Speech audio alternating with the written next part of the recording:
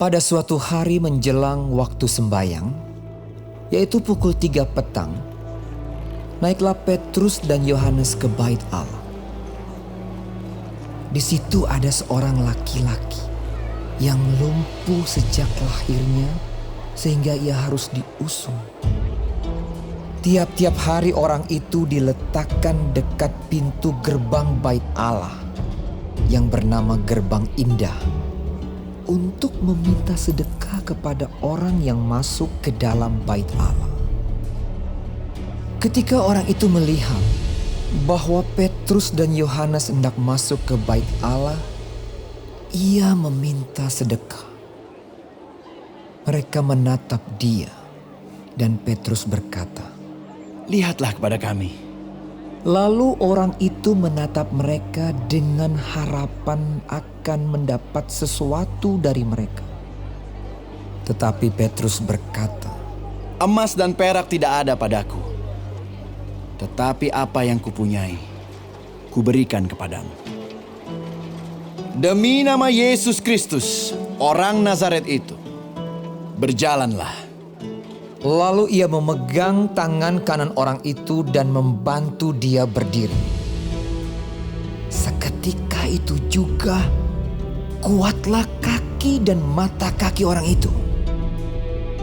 Ia melonjak berdiri lalu berjalan kian kemari dan mengikuti mereka ke dalam bait Allah.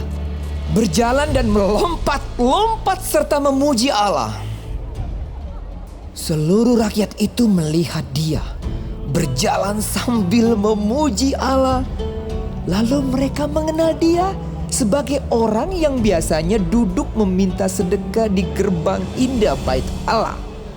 Sehingga mereka takjub dan tercengang tentang apa yang telah terjadi padanya. Karena orang itu tetap mengikuti Petrus dan Yohanes, maka seluruh orang banyak yang sangat keheranan itu datang mengerumuni mereka di serambi yang disebut Serambi Salomo. Petrus melihat orang banyak itu lalu berkata, "Hai orang Israel, mengapa kamu heran tentang kejadian itu? Dan mengapa kamu menatap kami seolah-olah kami membuat orang ini berjalan karena kuasa atau kesalehan kami sendiri? Allah Abraham, Ishak dan Yakub, Allah nenek moyang kita telah memuliakan hambanya, yaitu Yesus yang kamu serahkan dan tolak di depan Pilatus. Walaupun Pilatus berpendapat bahwa ia harus dilepaskan, tetapi kamu telah menolak yang kudus dan benar, serta menghendaki seorang pembunuh sebagai hadiahmu. Demikianlah ia, pemimpin kepada hidup, telah kamu bunuh. Tetapi Allah telah membangkitkan dia dari antara orang mati. Dan tentang hal itu, kami adalah saksi. Dan karena kepercayaan dalam nama Yesus, maka nama itu telah menguatkan orang yang kamu lihat dan kamu kenal ini. Dan kepercayaan itu telah memberi kesembuhan kepada orang ini di depan kamu semua. Hai saudara-saudara, aku tahu bahwa kamu telah berbuat demikian karena ketidaktahuan, sama seperti semua pemimpin kamu. Tetapi dengan jalan demikian, Allah telah menggenapi apa yang telah difirmankannya dahulu dengan perantaraan nabi-nabinya, yaitu bahwa Mesias yang diutusnya harus menderita. Karena itu, sadarlah dan bertobatlah, supaya dosamu dihapuskan, agar Tuhan mendatangkan waktu kelegaan dan mengutus Yesus yang dari semula diuntukkan bagimu sebagai Kristus. Kristus itu harus tinggal di sorga sampai waktu pemulihan segala sesuatu, seperti yang difirmankan Allah dengan perantaraan nabi-nabinya yang kudus di zaman dahulu. Bukankah telah dikatakan Musa, Tuhan Allah akan membangkitkan bagimu seorang nabi dari antara saudara-saudaramu, sama seperti aku.